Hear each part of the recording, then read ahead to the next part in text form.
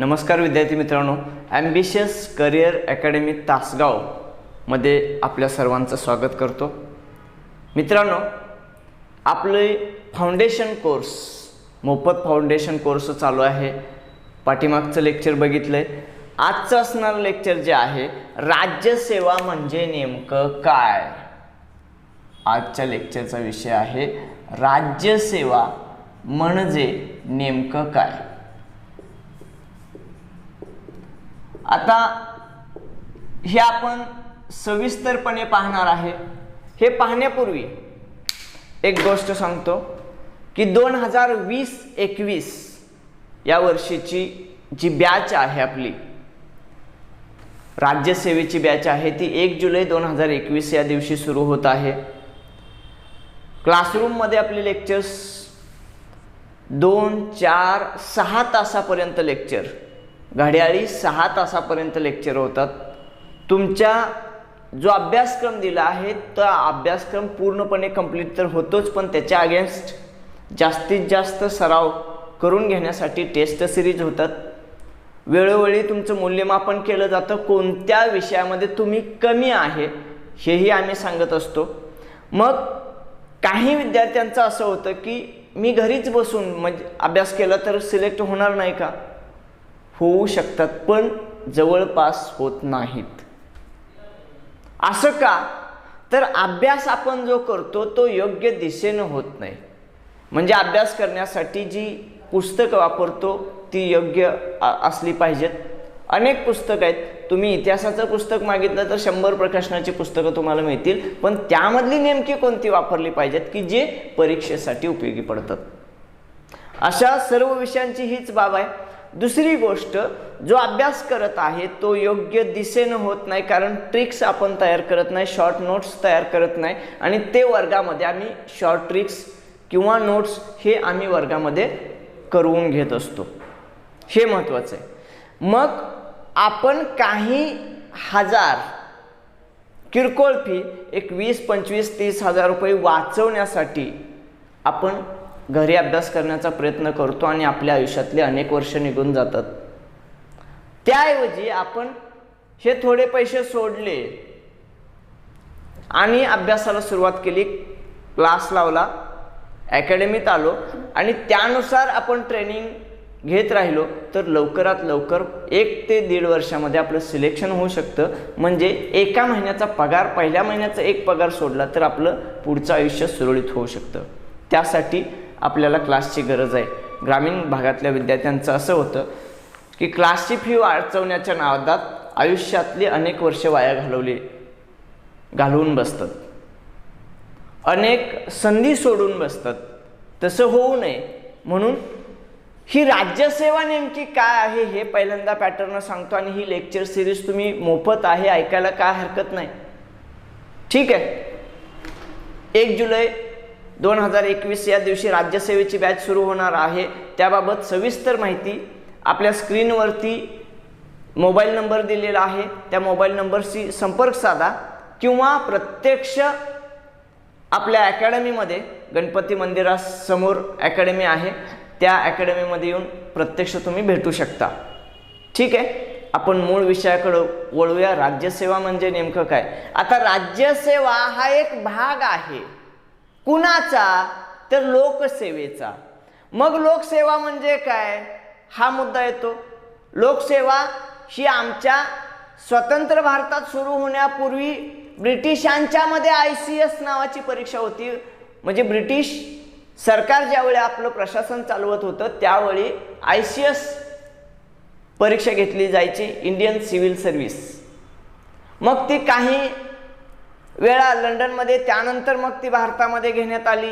त्यामध्ये अनेक गव्हर्नरनी वयोमर्यादा वाढवल्या, कमी केल्या, हा सगळा घटनाक्रम झाला। मग पहिल्यांदा आपण मुद्दा बघूया ICS नावाचा प्रकार काय होता हे बघण्या अगोदर। स्वातंत्र्यपूर्व काळामध्ये ICS नावाची परीक्षा घेतली जायची, म्हणजे इंडियन सिव्हिल सर्व्हिस। आता ही परीक्षा म्हणजे चांगले प्रशासकीय अधिकारी निवडण्याची परीक्षा असायची। मग ही परीक्षा पास झालेले किंवा सिलेक्ट झालेले पहिले भारतीय विद्यार्थी कोण असतील तर ते सत्येंद्रनाथ टागोर आहेत. मग असे ICS आपल्या भारतामधला अजून कोणी झालं होतं का?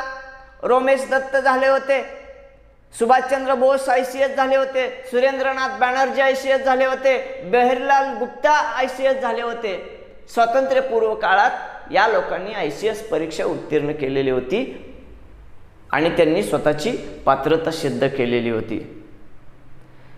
आता ही ICS परीक्षा भारतात कोणत्या वर्षी सुरू झाली? म्हणजे त्याच्या अगोदर इंग्लंडमध्ये घेतली जायची. मग भारतात कोणत्या वर्षी सुरू झाली? तर 1922 साली ICS परीक्षा भारतामध्ये सुरू झाली. 1922. भारतात कधी सुरू झाली?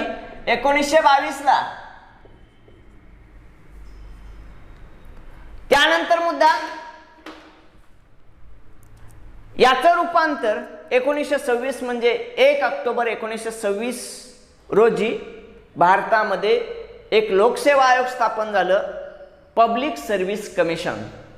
1926 साली 1 ऑक्टोबर 1926 रोजी पब्लिक सर्व्हिस कमिशनची स्थापना झाली. त्यानंतर त्याचं UPSC हे नामकरण झालं, म्हणजे संघ लोकसेवा आयोग स्थापन झाला. आता संघ लोकसेवा आयोग 1926 साली स्थापन झाला, म्हणजे भारताला स्वातंत्र्य मिळण्यापूर्वी स्थापन झाला. भारताला 15 ऑगस्ट 1947 या दिवशी स्वातंत्र्य मिळालं, त्यापूर्वी 1926 लाच UPSC ची स्थापना झालेली आहे. आता पब्लिक सर्व्हिस कमिशन म्हणजे मुळात लोकसेवा हा मुद्दा येतो. लोकसेवा म्हणजे नेमकं काय हा मुद्दा बघू. UPSC स्थापना झालीच, लोकसेवा काय भानगड आहे? लोकसेवा, लोकसेवा म्हणजे लोकांची सेवा करण्यासाठी. पब्लिक सर्व्हिस त्यालाच दुसऱ्या भाषेत नागरी सेवा म्हणतात, त्यालाच दुसऱ्या भाषेत सरकारी सेवा म्हणतात. म्हणजे लोकसेवेला नागरी सेवा किंवा सरकारी सेवा असं पण म्हणतात. मग ह्या असणाऱ्या सेवा कोणत्या गटात विभागल्या जातात? तो महत्वाचा मुद्दा येतो. कोणकोणत्या गटात विभागल्या जातात तो या असणाऱ्या सेवा? बघा, त्याचे 3 गट केले जातात. लोकसेवेमध्ये पहिली जी सेवा आहे अखिल भारतीय सेवा.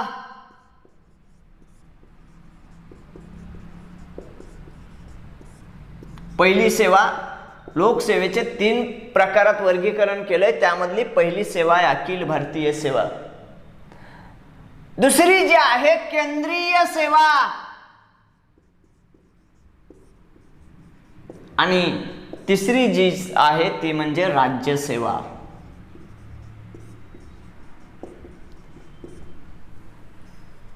पहिली जी आपण सांगतो ती अखिल भारतीय सेवा. त्यामधून कोणकोणती पदं भरली जातात? आता ते पदं कोणती भरली जातात त्याच्या अगोदर ह्याच्यावरती नियंत्रण कुणाचं असतं तो मुद्दा. अखिल भारतीय सेवेमधून जे अधिकारी सिलेक्ट झालेले असतात त्यांच्यावरती नियंत्रण दोन्हींचं असतं, एक केंद्र सरकार आणि दुसरं राज्य सरकार. दोघांचंही नियंत्रण म्हणजे संयुक्त नियंत्रण असतं. राज्य आणि केंद्र या दोघांचंही नियंत्रण असतं, मात्र अंतिम नियंत्रण केंद्र सरकारचं असतं. मग यामध्ये भरली जाणारी पदं कोणती असतात? IAS, IPS, IFS. ह्या 3च अखिल भारतीय सेवा आहेत. IAS म्हणजे इंडियन ऍडमिनिस्ट्रेटिव्ह सर्व्हिस. हे स्वातंत्र्यापूर्वी हेच पद ICS म्हणून ओळखलं जात होतं. 1947 पूर्वी 1947 ला ICS चं नामकरण IAS केलं. 1947 पूर्वी भारतीय पोलीस म्हणजे IP हे नाव होतं, त्याचं 1947 ला नामकरण केलं IPS, इंडियन पोलीस सर्व्हिस केलं. या 2 अखिल भारतीय सेवा 1947 साली निर्माण केल्या. मात्र IFS हे सेवा मात्र 1966 साली निर्माण केलेली होती. आता 1963 साली म्हणजे 1966 पूर्वी 3 वर्ष 3 पदांचं अजून 3 म्हणजे हे 2 सोडून बाकीच्या 3 पदांचं अखिल भारतीय सेवेमध्ये समावेश करायचं असं ठरवलेलं होतं. ती 3 पदांमधले एक IAPS म्हणजे भारतीय वन सेवा, दुसरं भारतीय वैद्यक आणि आरोग्य सेवा आणि तिसरं पद होतं भारतीय अभियांत्रिकी सेवा. ही 3 पदांचं अखिल भारतीय सेवेमध्ये समावेश करायचं ठरलं. मात्र फायनल 1966ला IAPS या एकाच पदाचं अखिल भारतीय सेवेमध्ये समावेश केला आणि वैद्यक सेवेचं आणि अभियांत्रिकी सेवेचं पद मात्र अखिल भारतीय सेवेमध्ये समावेश झालेलं नाही, समावेश होऊ शकलेलं नाही. आता ही अखिल भारतीय सेवा दोन्हीच्या वरती दोन्ही सरकारचं नियंत्रण का असतं मला सांगा. IAS म्हणजे इंडियन ॲडमिनिस्ट्रेटिव्ह सर्व्हिस, म्हणजे त्यांची नियुक्ती जिल्हाधिकारी म्हणून होते. त्यांची नियुक्ती जिल्ह्याच्या जिल्हा परिषदेचे मुख्य कार्यकारी अधिकारी म्हणून होते. त्यांची नियुक्ती महानगरपालिका आयुक्त म्हणून होते. मग मला सांगा एक जिल्हाधिकारी बघूया. जिल्हाधिकाऱ्यांच्या वरती नजीकचं नियंत्रण हे राज्य शासनाचं, मात्र अंतिम नियंत्रण मात्र केंद्र शासनाचं असतं. म्हणून अखिल भारतीय सेवा त्यांना म्हणतात. दोन्ही सरकारचं नियंत्रण असणाऱ्या ह्या 3च पद आहेत, 3च सेवा आहेत की त्यांच्यावरती दोन्ही सरकारचं नियंत्रण असतं. केंद्रीय सेवामध्ये काय येतं की केंद्रीय सेवामध्ये नियंत्रण फक्त केंद्र सरकारचं असतं, राज्य सरकारचा त्यात काही संबंध नसतो. मग अशी असणारी पद कोणती आहेत? केंद्रीय सेवामध्ये बघा 58 पद आहेत, जी लोकसेवा आयोगाची गट अ आणि गट ब ही जी पद आहेत हे UPSC मार्फत भरले जातात. मात्र अ ब क ड 4 प्रकारची पदं फक्त केंद्रीय सेवेमध्ये पण आहेत आणि राज्य सेवेमध्ये राज्य सरकारचं नियंत्रण असतं. राज्य सरकारचं नियंत्रण राज्य सेवेतल्या पदांवरती असतं आणि त्यामध्ये सुद्धा अ ब क ड पद असतात.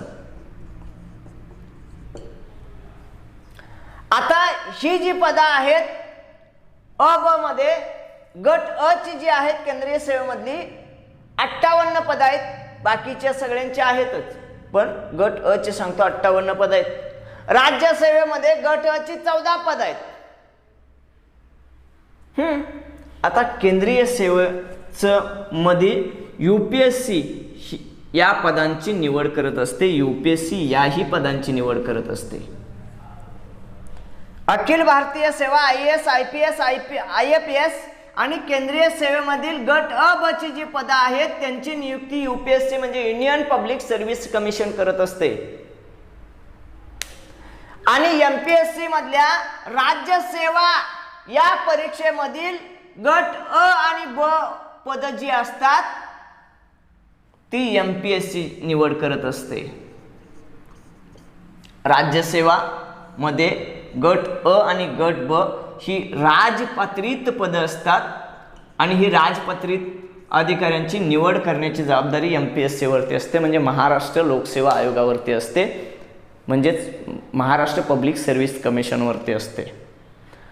ही आता निवड प्रक्रिया कोण करतं ते झालं.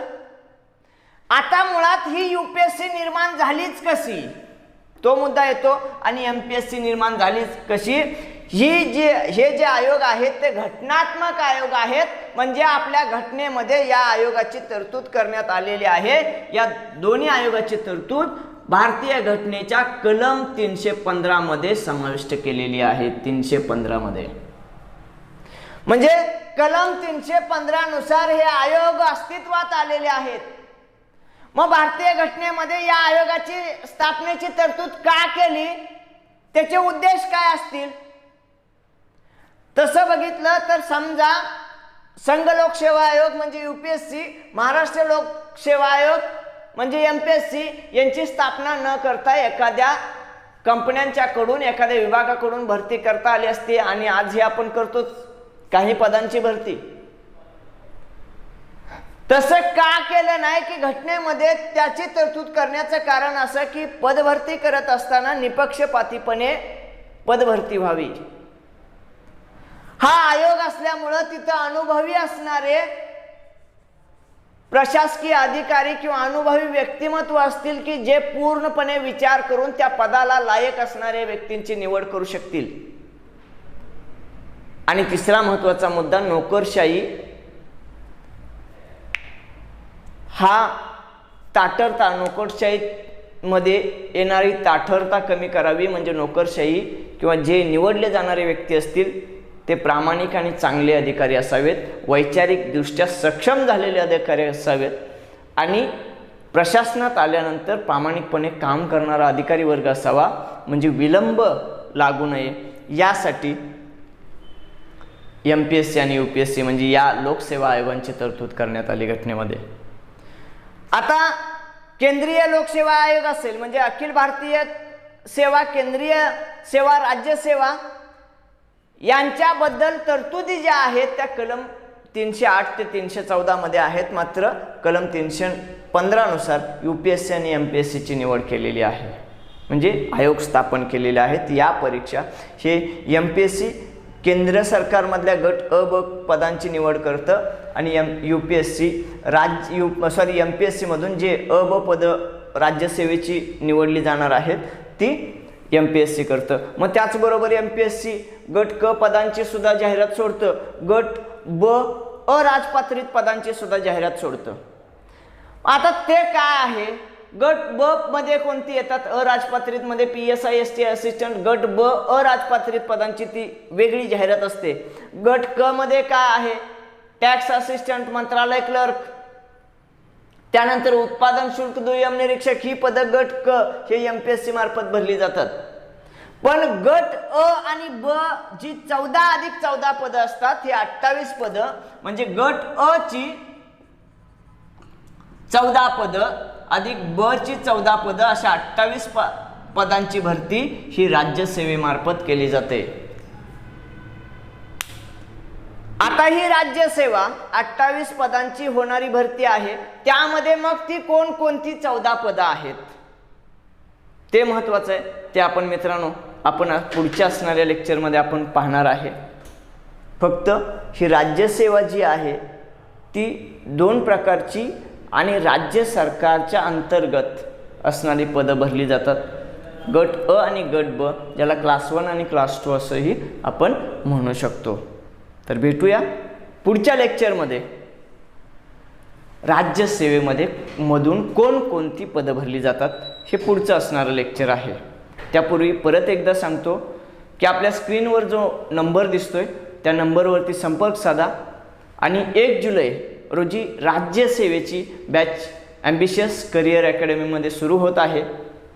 त्या बॅचची पूर्ण माहिती घ्या आणि प्रत्यक्ष येऊन तुम्ही लोकेशन बघा, क्लासरूम बघा, आपली लायब्ररी बघा, स्टडी रूम बघा आणि लेक्चर तर तुम्ही ऐकत आहातच.